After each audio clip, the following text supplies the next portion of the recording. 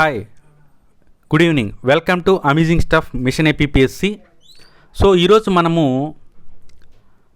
APSC group 2 paper 2లో భాగంగా polity test series మ్యారథాన్ని start చేసుకోవడం జరిగింది. అందులో భాగంగా టెస్ట్ నెంబర్ 11. ఇది చాలా గొప్ప విషయం అండి. ఎందుకంటే ఎవరైతే అమేజింగ్ స్టఫ్ టీమ్ ఛానల్ని ఫస్ట్ నుంచి రెగ్యులర్గా ఫాలోఅప్ చేస్తున్నారో వాళ్ళకి ఆల్మోస్ట్ 85% ఆఫ్ పాలిటీ సిలబస్ని రివిజన్ చేసినటువంటి అవకాశము అమేజింగ్ స్టఫ్ ఛానల్ తరపున అందరికీ దక్కింది. ఇది నిజంగా చాలా హ్యాపీ మూమెంట్ అనిపిస్తుంది. కారణం ఏంటంటే ఒక డిప్రెసివ్ టైంలో సంధికాలంలో మా ఛానల్ ద్వారా 80% ఆఫ్ పాలిటీ సిలబస్ని అయిపోవడం అనేది మా అందరికీ కూడా నిజంగా గర్వకారణము. దీన్ని అందరూ యూటిలైజ్ చేసుకోండి. పాలిటీ టెస్ట్ సిరీస్ సంబంధించినటువంటి ప్లే లిస్ట్ అని కూడా మనం క్రియేట్ చేయడం జరిగింది. ఎవరైతే పాలిటీ సిలబస్ని కంప్లీట్గా కవర్ చేసుకొని ఉంటారో వాళ్ళందరూ కూడా ఒకసారి టెస్ట్ సిరీస్ని కానీ ఓపెన్ చేసి ఎగ్జామ్ కానీ రాయగలిగితే కొంత రివైజ్ అయినట్లుగా కనపడుతుంది.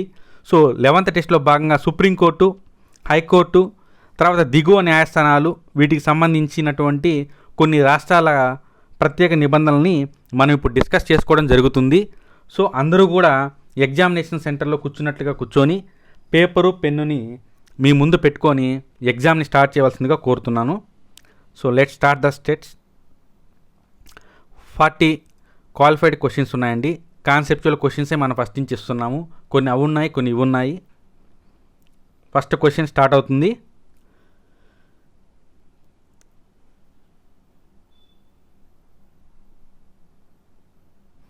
అయితే మనము ఒక చిన్న అనౌన్స్మెంట్ చేస్తున్నాము.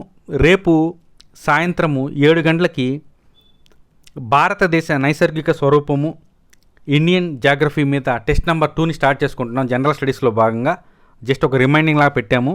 రేపటి టెస్ట్ అందరూ రెడీ చేసుకోండి. సో ఫస్ట్ క్వశ్చన్, ఈ క్రింది శ్రేణి వివాదాలలో భారత సుప్రీంకోర్టుకు నిర్ణయాధికారం కలదు. అంటే దేనికి నిర్ణయాధికారం ఉందని చెప్పేసి అడుగుతున్నారు ఇక్కడ. ఫస్ట్ ఆప్షన్, రాష్ట్రపతి శాసనాత్మక లేదా వాస్తవాత్మక ప్రశ్నలపై అభిప్రాయం కోరినప్పుడు, రాజ్యాంగ అర్థ వివరణతో కూడుకున్న వివాదంలో, సామాన్య ప్రాధాన్యం గల న్యాయ ప్రధానాంశం కూడినటువంటి వివాదము, ఏదైనా శాసనం యొక్క రాజ్యాంగ బద్ధతను సవాలు చేసినటువంటి వివాదంలో పై కోడ్లను ఉపయోగించి సరైన సమాధానాన్ని కనుగొనండి. నిర్ణయ అధికారం అనే పదం ఇక్కడ వాడారండి, అది గుర్తుపెట్టుకోండి. నిర్ణయ అధికారము. సో గ్యాప్ ఇస్తున్నాను, మీరు చూడండి బిట్ని.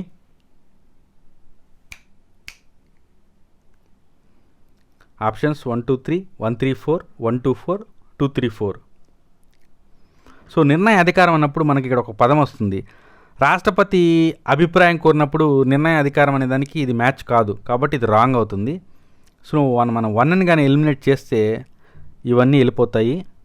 సో ఆన్సర్ వచ్చేసి 2 3 4. ఎందుకంటే అర్ధ వివరణకు కావచ్చు, న్యాయ ప్రధాన అంశంతో కూడిన వివాదం కావచ్చు, రాజ్యాంగ భద్రత సంబంధించి కావచ్చు, సుప్రీంకోర్టుకి నిర్ణయాధికారం అనేది ఉంటుంది. సో క్వశ్చన్ నెంబర్ 2, సుప్రీంకోర్టు న్యాయమూర్తుల నియామకంలో భారత ప్రధాన న్యాయమూర్తి మరియు మిక్కిల అనుభవం కల 4 సుప్రీంకోర్టు న్యాయమూర్తులతో కూడిన కొలీజియం సిఫారసులకు రాష్ట్రపతి బద్ధుడుగా ఉండాలి. ఎందుకనగా?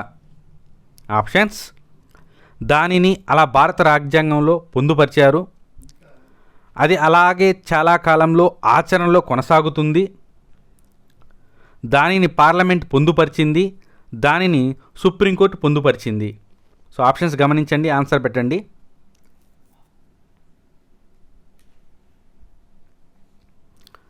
ఆన్సర్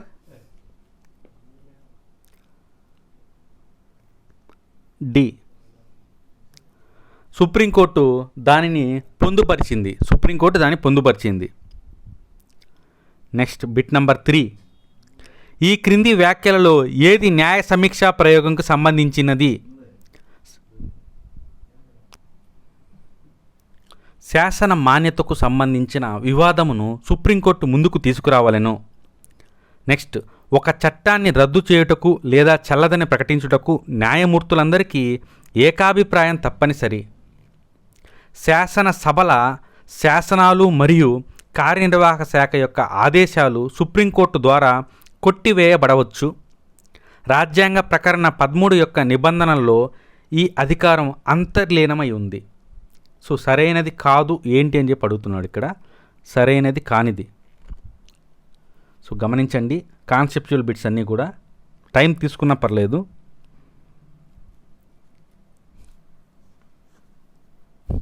ఇక్కడ ఒక పదం ఉపయోగించారు, ఏంటంటే ఒక చట్టాన్ని రద్దు చేయుటకు లేదా చల్లదని చెప్పేందుకు న్యాయమూర్తులందరిది ఏకాభిప్రాయం అని చెప్పారు. ఇది ఖచ్చితంగా తప్పే కదా, ఎందుకంటే మనకి డివిజనల్ బెంచ్కి సంబంధించి 7+6 ఇట్లా కనపడుతుంది. ఫర్ ఎగ్జాంపుల్ మన కేశవానంద భారతి గారి కేసుని కానీ మనం డీల్ చేస్తే ఆ టైంలో వచ్చిన జడ్జిమెంటు 7+6గా కనపడుతుంది. నెక్స్ట్ బిట్, ఈ క్రింది వాటిలో ఏది భారత సుప్రీంకోర్టు యొక్క అప్పిలేట్ అధికార పరిధికి ప్రత్యక్షంగా సంబంధించినది? ఆప్షన్స్: పౌర, నేర మరియు రాజ్యాంగ వివాదాల అప్పీలు. బి, రాజ్యాంగ వివాదాలలో మాత్రమే చేసే అప్పీలు. సి, కేంద్ర రాష్ట్రాల మధ్య జరిగే న్యాయ విచారణ. డి, రాష్ట్రాల మధ్య జరిగే వివాదాల న్యాయ విచారణ.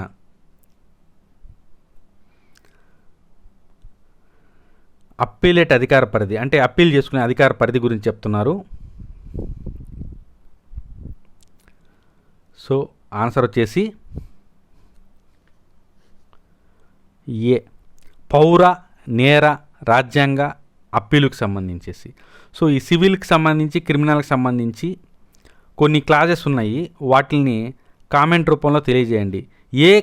ఎంత మొత్తము ఇన్వాల్వ్ అయి ఉన్నప్పుడు సివిల్ కేసుని అప్పీల్ చేసుకోవచ్చు సుప్రీంకోర్టుకి, అలాగే క్రిమినల్ కేసులో ఏం ప్రొవిజన్ ఉంటే సుప్రీంకోర్టుకి అప్పీల్ చేసుకోవచ్చో ఖచ్చితంగా కామెంట్ రూపంలో తెలియజేయండి. నెక్స్ట్ బిట్ నెంబర్ 5, భారత సుప్రీంకోర్టు న్యాయమూర్తుల సంఖ్య ఏ విధంగా పెంచవచ్చు? ఆప్షన్స్: రాష్ట్రపతి ప్రకటన ద్వారా, పార్లమెంటు చట్టం ద్వారా, భారత రాజ్యాంగ సవరణ ద్వారా. డి, సుప్రీంకోర్టు నుండి ప్రాతినిధ్యం చేయడం ద్వారా. సో ఇది సింపులే.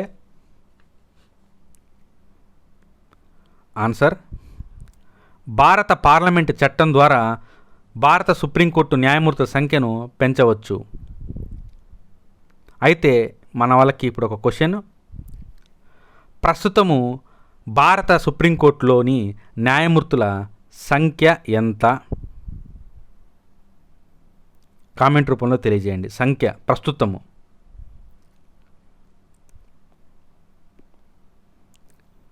నెక్స్ట్, ఈ క్రింది వాటిలో ఏ శ్రేణి వివాదాలను సుప్రీంకోర్టు ప్రాథమిక అధికార పరిధి నుండి వేరు చేయబడినవి? ప్రాథమిక అధికార పరిధి నుంచి. ఆప్షన్స్: భారత ప్రభుత్వం మరియు 1 లేదా ఎక్కువ రాష్ట్రాల మధ్య వివాదము, 2 లేదా ఎక్కువ రాష్ట్రాల మధ్య వివాదాలు, 2 లేదా ఎక్కువ రాష్ట్రాల నివాసుల మధ్య వివాదాలు అంటే సిటిజన్స్ మధ్య. లాస్ట్ వన్, భారత ప్రభుత్వం మరియు 1 లేదా ఎక్కువ రాష్ట్రాలు ఒకవైపు మరియు 1 లేదా ఎక్కువ రాష్ట్రాలు మరోవైపు మధ్య వివాదాలు. సో ఆన్సర్ వచ్చేసి వేరు చేయబడినవి అంటే కానిది అన్నట్లుగా ఉంది పాయింట్. సో ఆన్సర్ వచ్చేసి నివాసుల మధ్య అంటే సిటిజన్కి సంబంధించింది. నెక్స్ట్, ఈ క్రింది వానిలో ఏది సుప్రీంకోర్టు న్యాయమూర్తి నియామకానికి ఆవశ్యక షరతు కాదు? సుప్రీంకోర్టు న్యాయమూర్తి నియమానికి ఏది అవసరం లేదు అని అడుగుతున్నాడు. ఆప్షన్స్: భారత పౌరుడు, న్యాయమూర్తిగా కనీసం 5 సంవత్సరాలు ఒక హైకోర్టులో లేదా 2 లేదా ఎక్కువ అటువంటి న్యాయస్థానాల్లో వరుసగా పనిచేసినటువంటి అనుభవము. నెక్స్ట్ సి, తప్పకుండా 35 సంవత్సరాల వయసు నిండి ఉండాలి. నెక్స్ట్ డి, న్యాయవాదిగా కనీసం 10 సంవత్సరాలు ఒక హైకోర్టులో లేదా 2 లేదా ఎక్కువ అటువంటి న్యాయస్థానంలో వరుసగా పనిచేసిన అనుభవము. సో ఇది బేసిక్ బిట్టే, కానీ ఒక్కోసారి ఇలాంటి బిట్సే ఇబ్బంది పెడుతుంటాయి. సో ఆన్సర్ వచ్చేసి 35 ఇయర్స్ నిండి ఉండాలనేది ప్రొవిజన్ కాదు. రాష్ట్రపతి భారత న్యాయమూర్తిని నియమించినప్పుడు అతడు వీరిని సంప్రదించాల్సిన అవసరం ఉంది. ఆప్షన్స్: మంత్రిమండలి మరియు సుప్రీంకోర్టు న్యాయమూర్తులందరినీ, ప్రధానమంత్రి, న్యాయశాఖ మంత్రి మరియు అటార్నీ జనరల్ని, అతను అవసరమని భావించినటువంటి కేంద్ర మంత్రులు మరియు ప్రధానమంత్రిని, లాస్ట్ వన్, అతను అవసరమని భావించిన సుప్రీంకోర్టు మరియు హైకోర్టు న్యాయమూర్తులు. భారత న్యాయమూర్తిని నియమించేటప్పుడు కన్సర్న్ ఏందని అడుగుతున్నారు ఇక్కడ. ఆన్సర్ వచ్చేసి అతడు అవసరమని భావించిన సుప్రీంకోర్టు మరియు హైకోర్టు న్యాయమూర్తులు.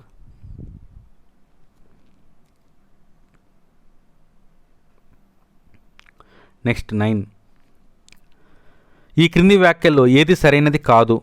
సుప్రీంకోర్టు పదవీ విరమణ న్యాయమూర్తిని భారత భూభాగంలోని ఏదైనా న్యాయస్థానం ముందు వాదించుట లేదా హాజరు కావడం నిషేధించబడెను. సుప్రీంకోర్టు భారత భూభాగంలో ఏదైనా చట్టబద్ధ హక్కును అమలు పరచుటకు అధిలేఖలను జారీ చేయవచ్చు, అంటే రిట్స్ని జారీ చేయవచ్చు.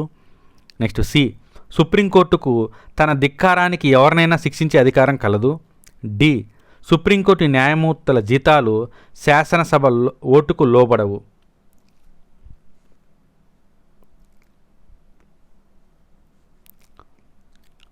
ఇక్కడ మనకు ఒక చిన్న ఫ్లా కనబడుతుంది. ఏంటంటే ఏదైనా చట్టబద్ధ హక్కును వీళ్ళు రిట్స్ జారీ చేస్తారంటున్నారు.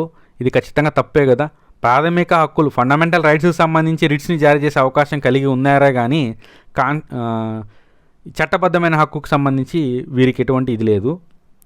సో 10th బిట్, ఈ క్రింది సుప్రీంకోర్టు సలహా అధికార పరిధికి సంబంధించిన వ్యాఖ్యలను పరిశీలింపుము.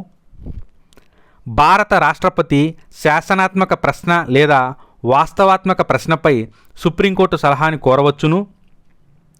సుప్రీంకోర్టు మౌలిక అధికార పరిధి నుండి వేరు చేయబడిన రాజ్యాంగ పూర్వపు ఒప్పందాలు మరియు ఒడంబలికల ద్వారా ఏర్పడే వివాదాలను కూడా రిఫర్ చేయవచ్చును.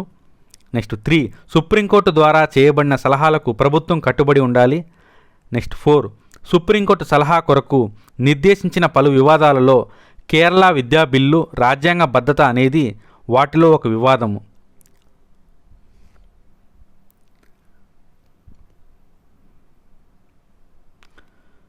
సో సుప్రీంకోర్టు సలహా అధికార పరిధికి సంబంధించి సలహా పరిధి అన్నారు. సలహా అనే పదం ఉపయోగిస్తున్నారు. దాన్ని బట్టి మనం ఆన్సర్ చేయొచ్చు. దీనికి ఆన్సర్ వచ్చేసి ఏ, భారత రాష్ట్రపతి ఆయనకు వచ్చిన డౌట్పై సుప్రీంకోర్టును సలహా కోరేదాని గురించి అది. నెక్స్ట్ 11th బిట్, పౌర అంశాలకు సంబంధించి హైకోర్టు నుండి అప్పీల్కు సుప్రీంకోర్టు అప్పీలేట్ అధికార పరిధి వీటికి మాత్రమే ఉంది. ఆప్షన్ 1, శాసనాత్మక గణనీయ ప్రశ్న, శాసనాత్మక ప్రశ్న, వాస్తవాత్మక ప్రశ్న, శాసన మరియు వాస్తవ సమ్మిళిత ప్రశ్న, అంటే కంబైన్డ్గా. ఆన్సరు శాసనాత్మక గణనీయమైన ప్రశ్న ఏ.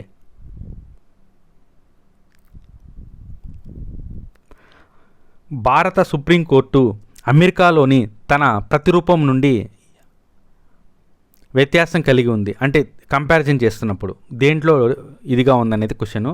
ఆప్షన్స్, రాజ్యాంగ సంరక్షకుడి పాత్రలో, తన సలహా పాత్రలో, దేశంలోని న్యాయ వ్యవస్థ క్షేత్రంలో అత్యున్నత అధికారిగా తన పాత్రలో, తన అధిలేఖ అధికార పరిధిలో. సలహా పరిధిలో. ఆన్సర్ వచ్చేసి సలహా పరిధిలో.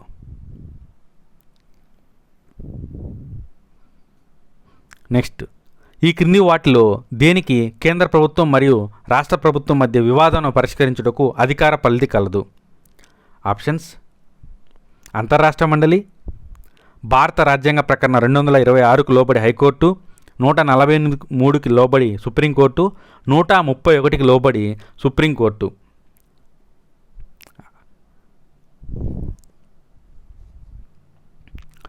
ఏమన్నారంటే ఇక్కడ కేంద్ర ప్రభుత్వము వర్సెస్ స్టేట్ గవర్నమెంట్కి సంబంధించి ఇష్యూ వచ్చినప్పుడు దేనికి అన్నారు. సో అంతర్రాష్ట్ర మండలి కాదు, ఇది కాదు, ఇది కాదు, ఎందుకంటే ఇది ఇది పిఎంకి సంబంధించి, ప్రెసిడెంట్కి సంబంధించి సలహా ఇచ్చేది కాబట్టి. సో ఆన్సర్ వచ్చేసి డి, 131కి లోబడి సుప్రీంకోర్టు. ఇక్కడ చిన్న క్వశ్చను, అంతర్రాష్ట్ర మండలి గురించి తెలిపేటువంటి ఆర్టికల్ని కామెంట్ రూపంలో తెలియజేయండి, అంతర్రాష్ట్ర మండలికి సంబంధించింది. నెక్స్ట్ 14th, ఈ క్రింది వ్యాఖ్యలలో సరైన వ్యాఖ్య ఏది? సుప్రీంకోర్టు యొక్క ప్రాథమిక అధికార పరిధి అపరితమైనది. బి. ఒక రాష్ట్రం మరియు మరొక దానికి మధ్య జరిగినటువంటి వివాదమును సుప్రీంకోర్టు ద్వారా మాత్రమే పరిష్కరించబడును. Next C. సుప్రీంకోర్టు తప్పక ఏదైనా న్యాయస్థానం తీర్పు లేదా ఆదేశం నుండి అప్పీల్ను అనుమతించాల్సిందే. డి. సుప్రీంకోర్టు నిర్ణయాలకు సుప్రీంకోర్టు సహా అన్ని న్యాయస్థానాలు కట్టుబడి ఉండాలి. సుప్రీంకోర్టు నిర్ణయాలకు అన్ని న్యాయస్థానాలు కట్టుబడి ఉండాలి. సో సరైన వ్యాఖ్య అని అడిగాడు ఇక్కడ.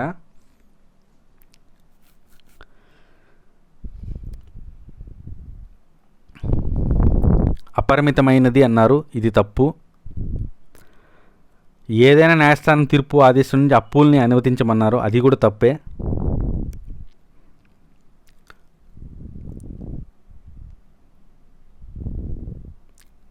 నిర్ణయాలకు సంబంధించి కాదు, తీర్పుకు సంబంధించి మాత్రమే కట్టుబడి ఉండాలి. ఇక్కడ నిర్ణయాలని చెప్పారు. సో ఆన్సర్ వచ్చేసి మనకి ఒక రాష్ట్రము మరొక రాష్ట్రం మధ్య వివాదాలు. సో ఆన్సర్ వచ్చేసి బి. Next 15th. ఈ క్రింది వ్యాఖ్యలలో ఏది సరైనది? న్యాయ సమీక్ష అధికారం అనగా సుప్రీంకోర్టు గల అధికారము. ఆప్షన్స్: కార్యనిర్వాహక వర్గం యొక్క ఏ నిర్ణయం అయినా ఒకవేళ అది చట్ట విరుద్ధంగా ఉంటే దానిని రద్దు చేయును. చట్టం యొక్క ఏ నిబంధన ఒకవేళ అది ప్రాథమిక హక్కులకు విరుద్ధమైతే దానిని రద్దు చేయును. Next C. పాలనాపర చర్యలను అలాగే శాసన నిబంధనల రాజ్యాంగ మాన్యతను పరీక్షించి ఒకవేళ అవి రాజ్యాంగ నిబంధనలకు అనుగుణంగా లేనట్లయితే వాటిని రద్దు చేయటము. డి. తన సొంత నిర్ణయాలను లేదా భారత భూగోళంలోని ఏదైనా న్యాయస్థానం లేదా ట్రిబ్యునల్ నిర్ణయాన్ని సమీక్షించడము. ఇక్కడ మనకు చదివేటప్పుడే కొన్నింటికి అర్థం వచ్చేస్తుంది. అందులో దీనికి అర్థం వచ్చేసి మీకు అర్థమైపోయి ఉంటుంది వరకు. Answer C. ఎందుకంటే రాజ్యాంగ మాన్యత ఉందా లేదో పరీక్షించి ఒకవేళ రాజ్యాంగ నిబంధనలకు అనుగుణంగా లేనట్లయితే వాటిని రద్దు చేయటం. దీనికి సంబంధించి కొన్ని డాక్ట్రిన్ ఆఫ్ ఎక్లిప్స్ ఇవన్నీ కొన్ని ఉన్నాయి, వాటికి సంబంధించి ఒకసారి రెఫర్ చేయండి. సో దీనికి ఆన్సర్ అయితే సి. క్వశ్చన్ పెద్దగా, ఆప్షన్స్ పెద్దగా ఉన్నప్పుడు మనకి ఏదో అనిపిస్తుంది. సో చదివేస్తే అర్థమైపోతుంది. భారత సుప్రీంకోర్టు అధికార పరిధిని దీని ద్వారా విస్తరింప చేయవచ్చు. పార్లమెంటు చట్టం ద్వారా, పార్లమెంటు తీర్మానం ద్వారా, నెక్స్ట్ రాష్ట్రపతి ద్వారా, లేదా భారత రాష్ట్రపతి మరియు సీజే సంప్రదింపుతో అన్నారు. దీనికి ఆన్సర్ ఈజీగా చెప్పేస్తారు, పార్లమెంటు చట్టం ద్వారా.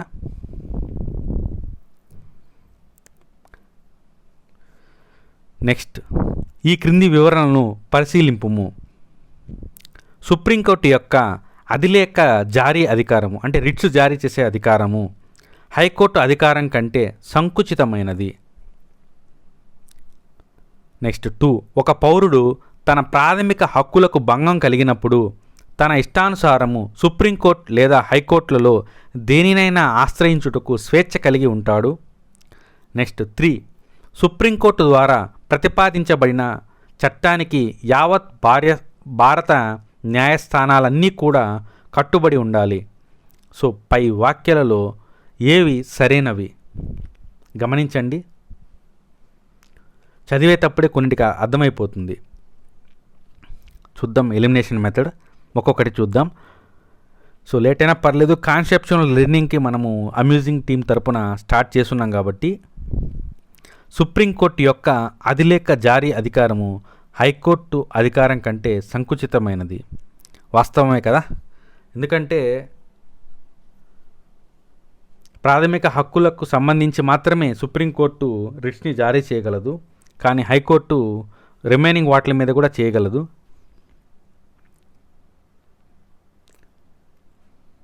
Next B. అతడు తన ప్రాథమిక హక్కులకు భంగం కలిగినప్పుడు రెండిట్లో దేనైనా సరే ఎంచుకోవచ్చు. తర్వాత సుప్రీంకోర్టు ప్రతిపాదించబడిన చట్టానికి న్యాయస్థానాలన్నీ కూడా కట్టుబడి ఉండాలి. సో అన్నీ కూడా రైటే. సో ఆన్సర్ వచ్చేసి సి. సి.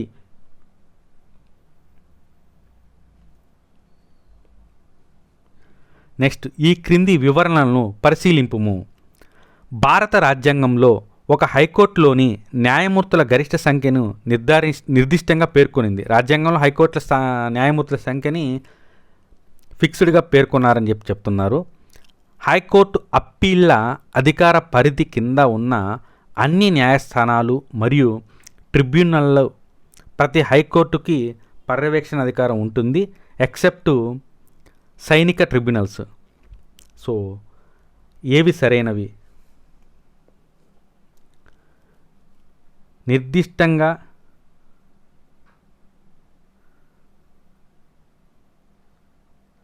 పేర్కోలేదు, పర్యవేక్షణ అధికారం లేదు.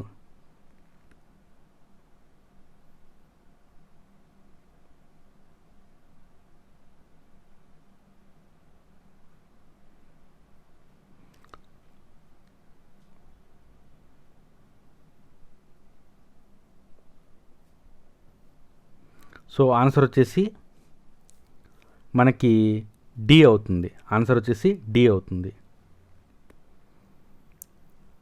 Next 19th bit. క్రింది వ్యాఖ్యల్ని పరిశీలింపుము. ఒక హైకోర్టు ఈ అధికార పరిధిని కలిగి ఉంటుంది.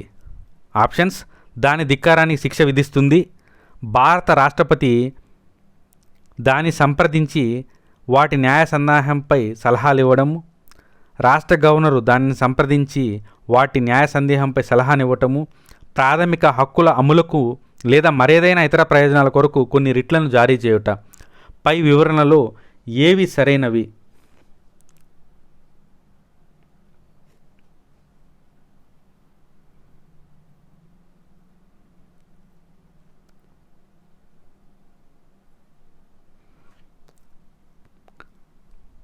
సో ఈ రెండు కూడా రాంగ్గా కనిపిస్తున్నాయి కదా. సో ఆన్సర్ వచ్చేసి ఏ, 1 and 4. Next 20th question. ఒక హైకోర్టు న్యాయమూర్తులను మరొక హైకోర్టుకు బదిలీ వీరు చేయవచ్చు. అంటే ఎవరు బదిలీ చేస్తారని అడుగుతున్నారు. ఆప్షన్స్: ఆ రాష్ట్ర హైకోర్టు ఆ హైకోర్టు ప్రధాన న్యాయమూర్తిని సంప్రదించి భారత రాష్ట్రపతి. నెక్స్ట్, ఆ రాష్ట్ర సీజే. సి, భారత ప్రధాన న్యాయమూర్తిని సంప్రదించి గవర్నరు.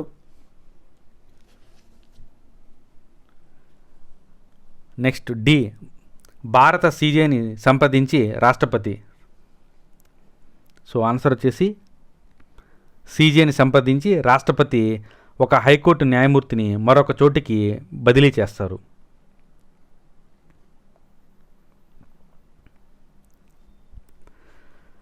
భారత రాజ్యాంగంలోని 32వ ప్రకరణ కింద సుప్రీంకోర్టు యొక్క రిట్ అధికార పరిధి, ప్రకరణ 226 కింద హైకోర్టు యొక్క రిట్ అధికార పరిధి కంటే విస్తృతమైనది. ఎందుకంటే హైకోర్టు వీటికి సంబంధించిన అధికారాలను చెలాయించవచ్చును. ఆప్షన్స్ గమనించండి. సివిల్ మరియు క్రిమినల్ విషయాలు, బి ప్రాథమిక మరియు ఇతర చట్టబద్ధ హక్కులు, నెక్స్ట్ సి ప్రాథమిక హక్కులు మరియు అప్పీళ్ల విషయాలు, డి ప్రాథమిక హక్కులు స్టే విషయాలు. సో ఆన్సర్ వచ్చేసి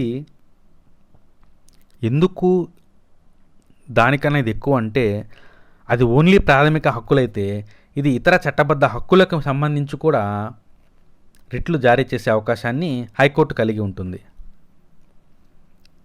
నెక్స్ట్,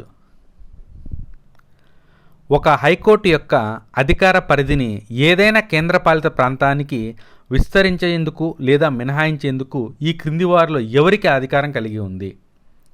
ఆప్షన్స్: పార్లమెంటు శాసనం ద్వారా, భారత రాష్ట్రపతి, నెక్స్ట్ భారత ప్రధాన న్యాయమూర్తి, నెక్స్ట్ హైకోర్టు స్థానం ఎక్కడ కలదో ఆ రాష్ట్ర అసెంబ్లీ. ఆన్సర్ వచ్చేసి సింపులే, పార్లమెంటు యొక్క శాసనం ద్వారా. ఏ. సో ఈ బిట్టుకు సంబంధించి మీరేం చేయాలంటే హైకోర్టు దాని పరిధిలో వచ్చేటువంటి కేంద్రపాలిత ప్రాంతాలని కుదిరితే ఒకసారి కామెంట్ రూపంలో తెలియచేయండి, లేదంటే మీరు కనీసం రెఫర్ చేయండి. 23 క్వశ్చన్ ప్రతిపాదన ఏ. సుప్రీంకోర్టు తిరస్కరించిన ఒక హెబియస్ కార్పస్ రిట్ పిటిషన్ను రాజ్యాంగ ప్రకరణ 226 కింద హైకోర్టు స్వీకరించవచ్చు. రీజన్ హేతువు రిట్ అధికార పరిధిని చెలాయించుటలో సుప్రీంకోర్టు మరియు హైకోర్టు యొక్క అధికారాలు ఉమ్మడిగా ఉంటాయి. కింద కోడ్లు చూడండి. ఏ మరియు ఆర్లు రెండు సరైనవే, ఆర్ ఏకి వివరణ సరైంది. నెక్స్ట్ బి రెండు సరైనవే కానీ వివరణ సరికాదంటున్నారు. ఏ సరైంది, ఆర్ తప్పు అంటున్నారు. నెక్స్ట్ డి ఏ తప్పు, ఆర్ సరైంది అంటున్నారు. దీనికి ఆన్సరు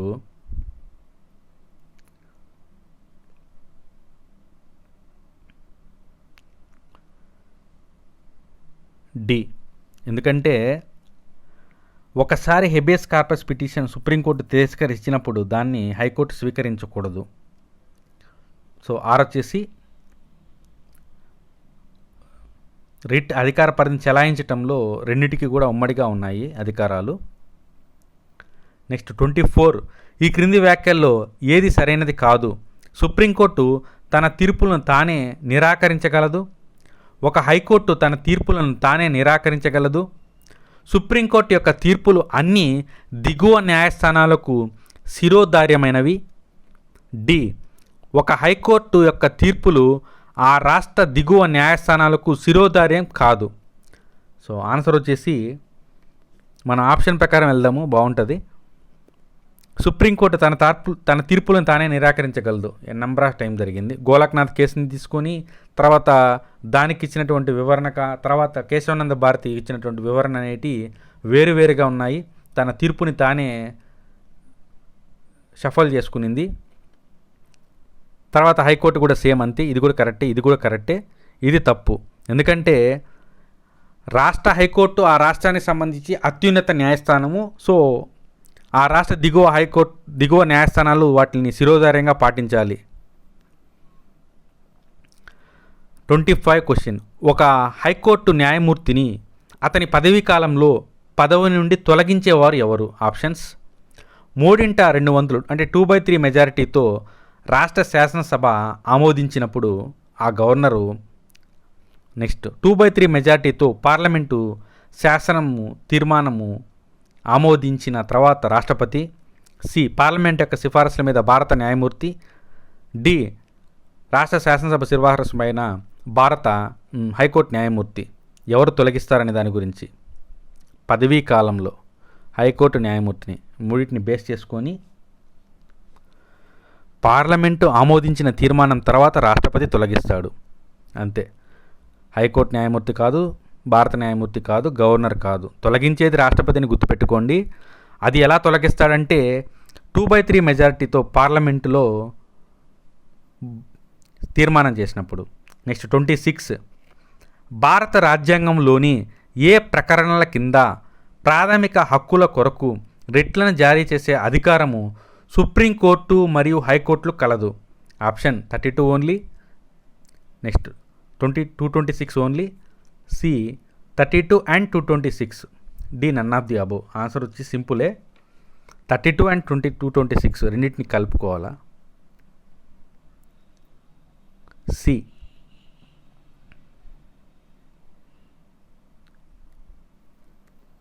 నెక్స్ట్ 27 ఈ క్రింది వివరణలను పరిశీలింపుము.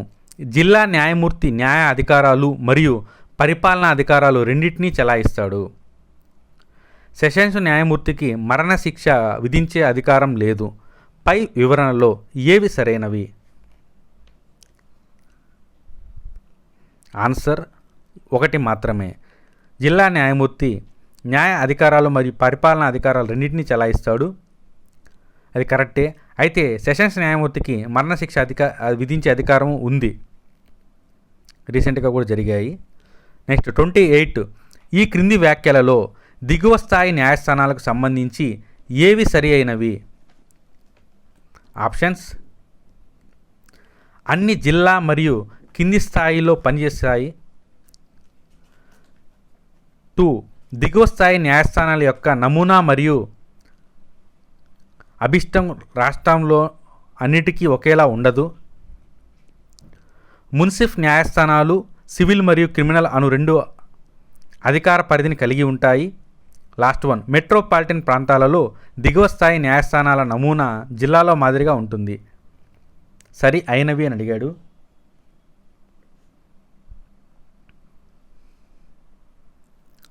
ఈ దిగువ న్యాయస్థానాలు అన్నీ జిల్లా మరియు కింది స్థాయిలో పనిచేస్తాయి. దీనికి సంబంధించి ఒక ఫ్లో చార్ట్ ఉంటుంది, అది ఒకసారి రెఫర్ చేయండి. సివిల్కి సంబంధించింది ఒకటి, క్రిమినల్కి సంబంధించినటువంటిది, మెట్రోపాలిటన్, ఇవన్నీ కూడా ఒకసారి రెఫర్ చేయండి. దాన్ని బిట్టు పోయేదానికి అవకాశము క్రింది న్యాయస్థానాల్లో అంటే దిగువ స్థాయి కోర్టులకు సంబంధించి ఉంటుంది, అక్కడ బాగా రెఫర్ చేయండి దాన్ని. ఈ క్రింది వాళ్ళు ఎవరు ఒక రాష్ట్రంలో జిల్లా న్యాయమూర్తిని నియమిస్తారు?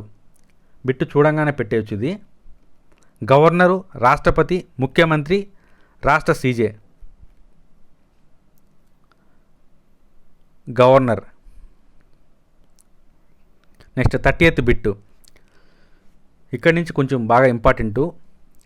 నాగాల్యాండ్ రాష్ట్ర శాసనసభ నిర్ణయించినది ఈ క్రింది విషయాలకు సంబంధించి పార్లమెంటు యొక్క చట్టాలు నాగాల్యాండ్కు వర్తించవు. అంటే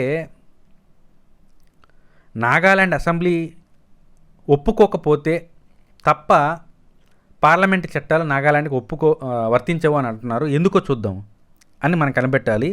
ఆప్షన్స్ 1, నాగా జాతి మతపరమైన సాంఘికపరమైనటువంటి ఇష్యూ, నాగా జాతి ఆచారాల ద్వారా ద్రోవపడిన న్యాయము మరియు ప్రక్రియలు, నాగా జాతి ఆచారములు ద్రోవపడిన సివిల్ మరియు క్రిమినల్ న్యాయ పరిపాలన. 4, భూమి మరియు దాని వనరుల బదిలీ మరియు న్యాయస్థానానికి సంబంధించింది.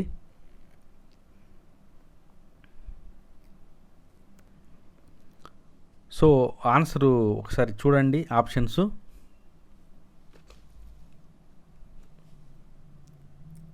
3 అండి. నాగా జాతి ఆచారములు ద్రోవపడిన సివిల్ మరియు క్రిమినల్ న్యాయ పరిపాలనకు సంబంధించింది ఇది. నెక్స్ట్, భారత రాజ్యాంగంలో ప్రకరణ 371(e)లోని నిబంధనల ప్రకారము క్రింది వానిలో ఎవరు ఆంధ్రప్రదేశ్ రాష్ట్రంలో ఒక కేంద్రీయ విశ్వవిద్యాలయాన్ని స్థాపించుటకు అధికారం కలిగి ఉన్నారు? ఆప్షన్స్: భారత రాష్ట్రపతి, పార్లమెంటు, అసెంబ్లీ, గవర్నరు. ఆన్సర్ భారత పార్లమెంటే. మణిపూర్ రాష్ట్రంలోని కొండ ప్రాంతాల నుండి మణిపూర్ శాసనసభకు ఎన్నికైన శాసనసభ్యులతో కూడిన కమిటీని ఏర్పరచుటకు చేయు అధికారం కలవారు ఎవరు? చాలా ఇంపార్టెంట్ క్వశ్చన్స్ ఇవన్నీ కూడా. Options: Manipur governor, Manipur CM, భారత పార్లమెంటు, భారత రాష్ట్రపతి. సో ఆన్సర్ వచ్చేసి భారత రాష్ట్రపతి.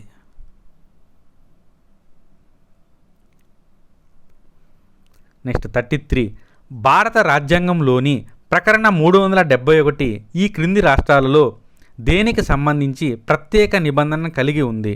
371కి సంబంధించింది. ఏపీ, అస్సాం, నాగాల్యాండ్, మహారాష్ట్ర మరియు గుజరాత్. ఆన్సరు మహారాష్ట్ర మరియు గుజరాత్, డి. భారతదేశ సుప్రీంకోర్టు నిర్మాణము, న్యాయమూర్తుల అర్హతలు, అధికారాలు, విధుల గురించి వివరించేటువంటి ఆర్టికల్స్ అడిగే అవకాశం ఎక్కువగా ఉంది. ఆర్టికల్స్ ఏది అడుగుతాడో తెలియదు, కొంతవరకు మనము ఐడెంటిఫై చేస్తే బెటరు. ఆప్షన్ 1 చూడు, ఆప్షన్ 2, 3, 4.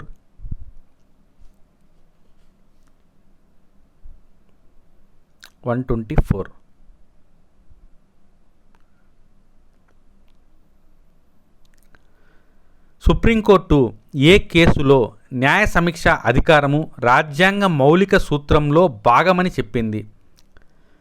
జ్యుడిషియల్ రివ్యూని.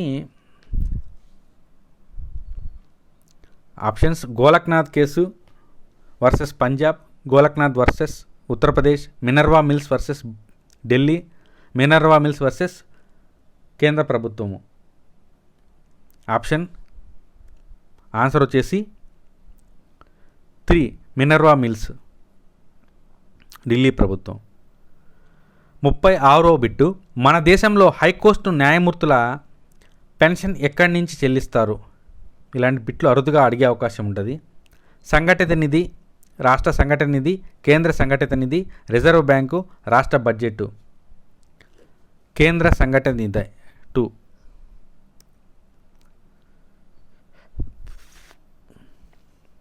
రెండు లేదా అంతకన్నా ఎక్కువ రాష్ట్రాలకు ఒకే హైకోర్టును ఏర్పరచుకునేందుకు ఏ రాజ్యాంగ సవరణ? ఆప్షన్స్ 6, 7, 10, 14, 15వది. ఆన్సర్ 7వ రాజ్యాంగ సవరణ ద్వారా ఇది జరిగింది. నెక్స్ట్, హైకోర్టు న్యాయమూర్తుల నియమానికి సంబంధించినది ఏది నిజము? ఆప్షన్స్: రాష్ట్రపతి సుప్రీంకోర్టు ప్రధాన న్యాయమూర్తిని సంబంధిత రాష్ట్ర గవర్నరు రాష్ట్ర హైకోర్టు ప్రధాన న్యాయమూర్తిని సంప్రదించి రాష్ట్రపతి హైకోర్టు న్యాయమూర్తిని నియమిస్తాడు. సెకండ్, సంబంధిత రాష్ట్ర గవర్నర్ను మాత్రమే సంప్రదిస్తాడు. 3, సంబంధిత హైకోర్టు న్యాయమూర్తిని మాత్రమే సంప్రదిస్తాడు. డి, పైవన్నీ. ఆన్సర్ వచ్చేసి రాష్ట్రపతి నియమిస్తాడనేది కన్ఫర్మ్. మనం ఇందాక కూడా దీని గురించి డిస్కస్ చేసుకున్నాము.